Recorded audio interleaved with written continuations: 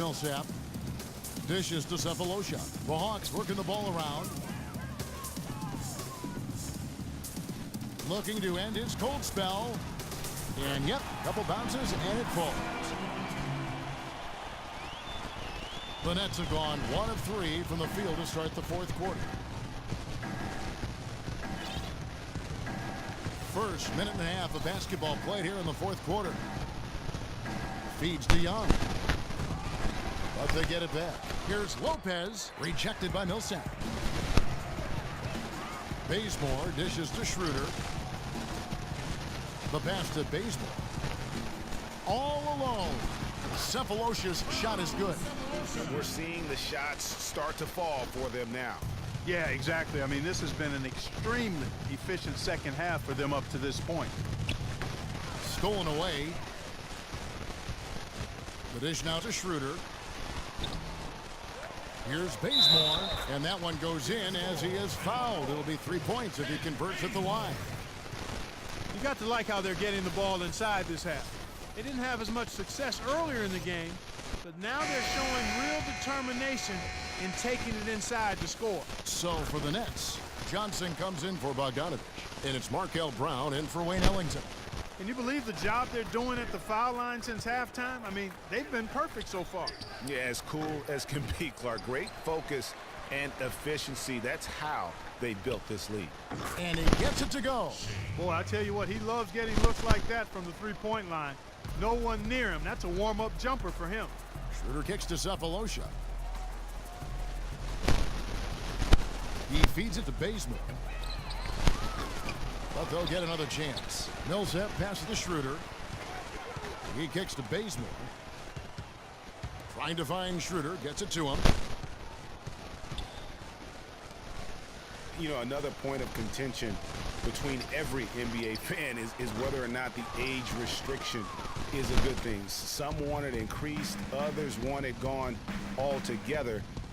You know, for me, it's a matter of whether or not you as a team feel that that player can make an impact on your roster. And there are arguments, Clark, on both sides for the NBA and the age restriction it has currently right now. Having one seems to have helped the level of play overall, but I think there's some improvements that can be made. Yeah, with the D-League coming into its own, though, Kevin, the discussion has opened up again. NBA teams used to not have a place for high school players. The D-League could serve in that regard now, but having a restriction is something that I think has helped the NBA. I actually would like to see it be 20 years old. Me too. And the Hawks making a change here. Korver's checked in, and a switch here for Brooklyn. Donald Sloan's checked in for Shane Larkin. Korver up top, off the pick. 6 for 6. He's yet to miss from the field. And he came off that screen, and the D just didn't get over the top of it. Yep, weren't there in time enough to challenge Greg, and when that's the case, you can mark those up for him. Now here's Lopez. The shot's good. Brown making the play. 24 points for Brook Lopez. The Hawks leading by 23. Passes it to Cephalosha. Here's Millsap. Rebounded by the Nets. Lopez has got rebound number 13 with that last one.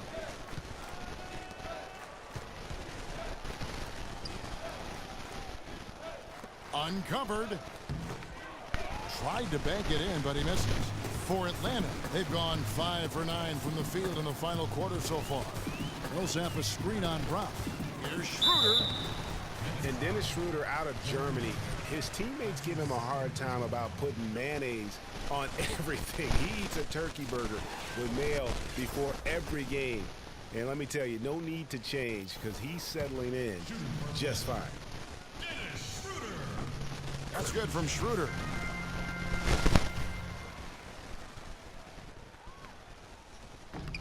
Schroeder hits them both. You look at what Schroeder has done so far. He has 8 points, and what a game he's had passing the ball, too. I love the fact that he plays for his teammates, really spreading the ball around, getting everyone involved. And the Hawks with a completely new group on the floor. The Nets also changing it up. Bargnani is checked in for Lopez. Robinson comes in for Thaddeus Young. And Sergei Karasov subbed in for Joe Johnson. It's Brown on the wing. Shoots it. And again, it's the Nets missing. And Schroeder, who's out of Germany, a pretty wealthy country, but he had a pretty hard scrabble upbringing.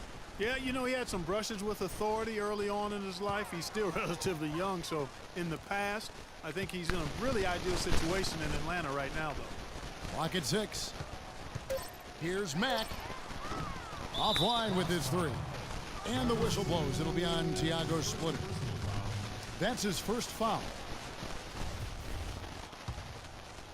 Brooklyn's gone 1 of 3 from outside the arc since we've reached the fourth quarter. Pass to Karasov.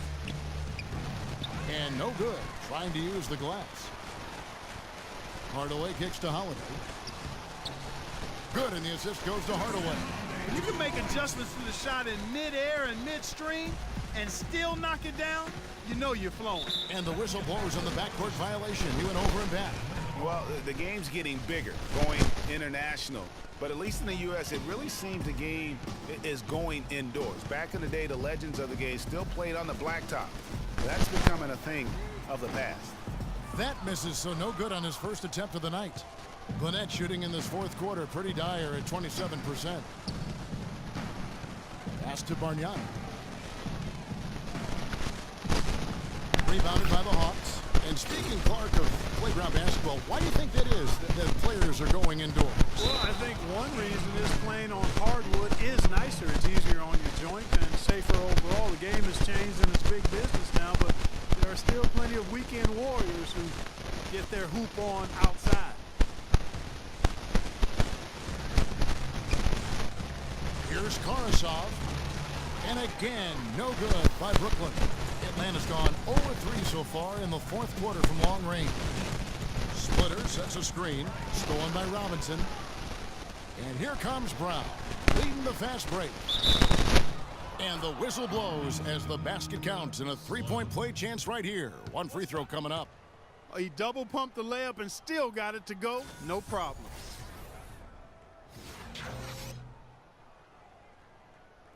Not much to complain about for Brooklyn fans with the Nets' road play last year. Looked pretty much the same as they did at home. And Kevin, that can cut both ways. I mean, the Nets were 19-22 on the road, exactly the same record they had at Barclays.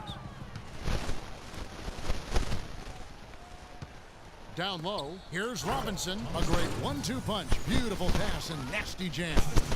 Oh, quick hands on the steal and then just mad hops on the slam. Great sequence for them defensively and Clark offensively.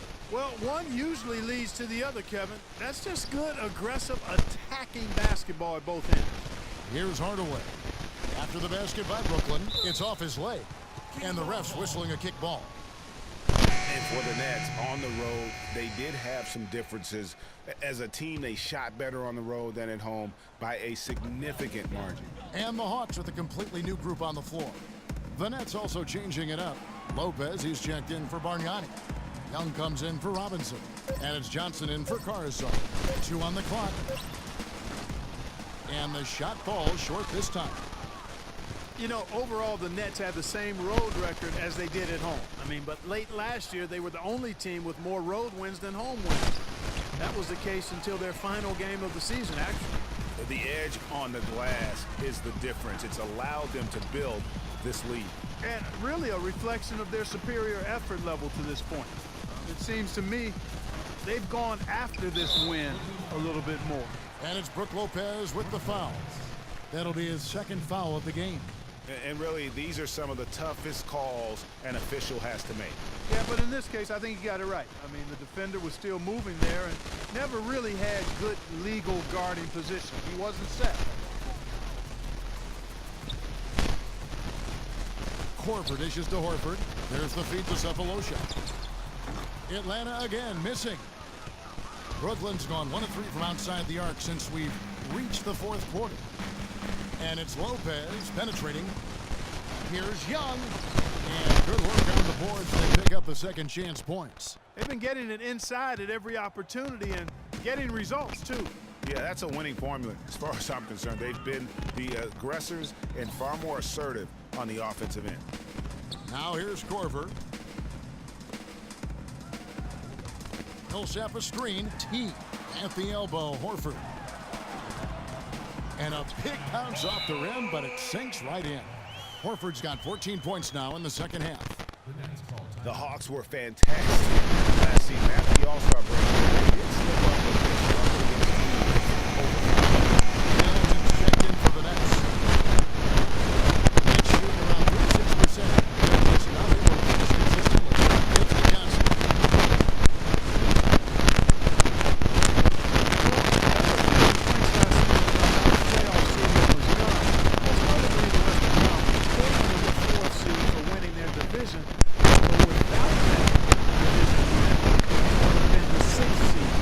Millsap sets the pick for Teague.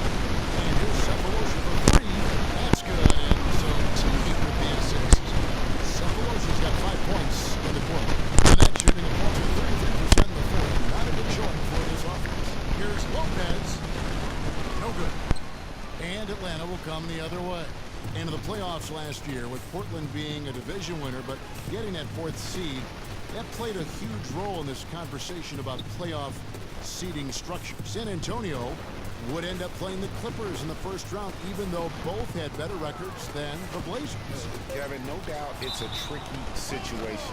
Listen, you want to reward teams for winning their division, but every so often it comes at the expense of several other teams, like it did last year, who just play in stronger divisions. So I think that's something that the league is going to have to look at moving forward. Here's what Atlanta's going with right now. Splitters checked in for Horford. Mike Scott comes in for Paul Millsap. Kent Bazemore's checked in for Kyle Korver. And Max subbed in for Jeff Teague. Well, guys, this was never really a contest. Just a total obliteration, if you will. You can safely say mission accomplished now for Atlanta.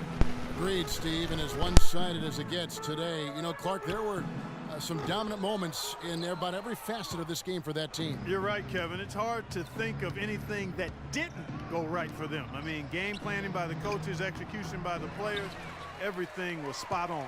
And every win important, and this one will go down as win number 3. And once it becomes official, this win gives them a nice confidence boost against this team. They'll face them twice more this season. The stats tell us, Greg, that the winner of the first game is a big favorite to come out on top in the overall series. And while it's a team game, you can't win without guys showing up. And that was the case tonight for Al Horford.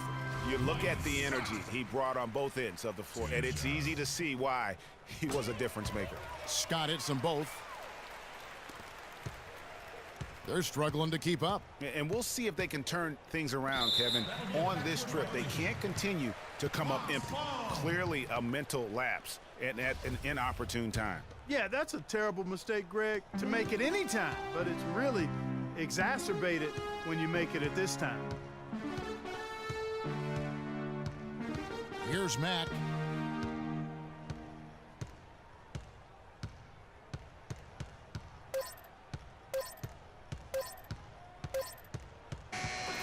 And so it's the Hawks taking care of business in this one. And the outcome of this one was never in doubt. Yeah, they were clicking in every way. I mean, all cylinders go. No question about that. And once they pulled away, they didn't let up. And a chance now to send you over to Doris Burke, standing by on the sideline. Doris? Well, Paul, congratulations on this win. It seemed like this game was getting away from you at points. What does the team take away from this game in terms of experience? You know, we got to do a better job executing down the stretch. You know, as simple as that. Just glad we got this win. We just can't let these things happen in the future. An escape from some mistakes, Paul. Well done, guys. All right, Doris, thank you. And that's going to do it tonight, folks, for our broadcast. For Clark Kellogg, Greg Anthony, and Doris Burke, this is Kevin Harlan thanking you for tuning in. The 2K Sports postgame show.